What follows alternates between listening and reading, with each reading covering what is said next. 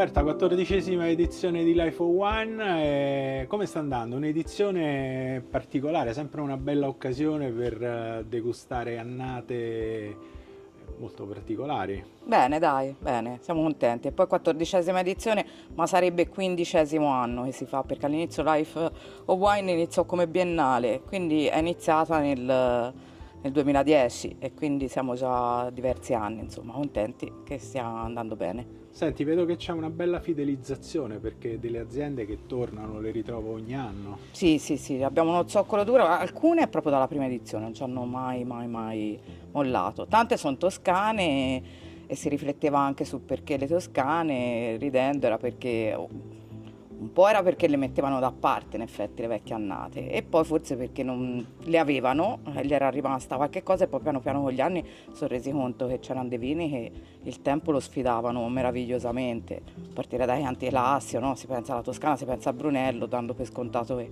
avesse vita lunga, magari altre denominazioni no, e invece poi si è scoperto che con gli anni danno grandi soddisfazioni. Senti, new entry?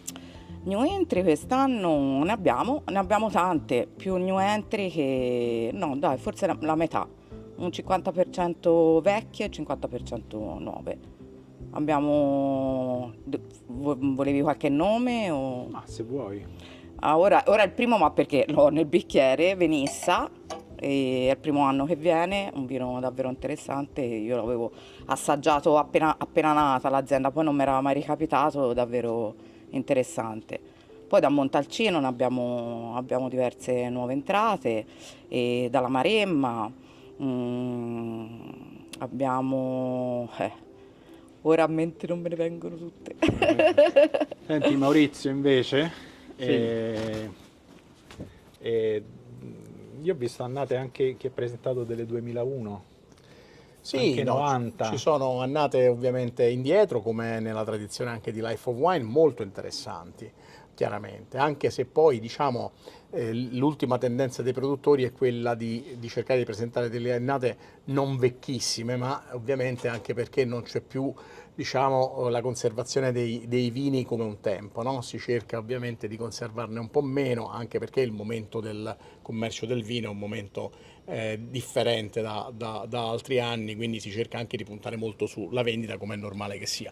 Però diciamo, l'evoluzione del vino rimane un argomento interessante, è l'unica manifestazione credo in Italia che si occupi di questo e quindi è un unicum nel suo genere ed è molto seguita. Già da questa mattina la manifestazione è piena non solo di operatori ma anche di sommelier e anche del mondo della stampa, a dimostrazione che l'interesse è vivo anche in questa domenica così fredda a Roma del 30 novembre.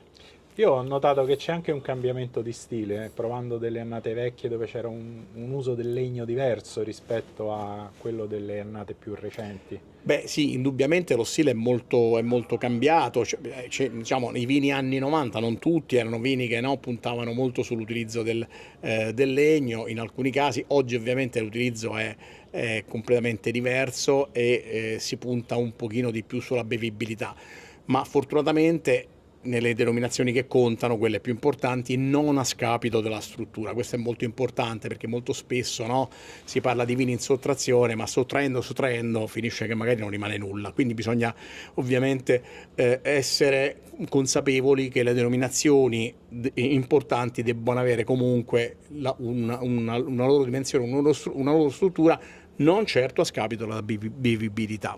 Senti, per quanto riguarda la rappresentazione dei territori, ci sono delle predominanze, cioè dei territori che sono più propensi a partecipare a questo tipo di manifestazione? Ma sicuramente sì, è chiaro che c'è più disponibilità dai territori che hanno anche una maggior produzione, in particolare anche chi ha conservato più annate, come diceva giustamente Roberta, è chiaro che la Toscana ha uno storico maggiore dal punto di vista delle annate conservate, magari le regioni più emergenti non hanno tutto questo storico, quindi hanno un pochino più di difficoltà ad essere presenti almeno con le annate più vecchie e ovviamente portano delle annate leggermente più recenti.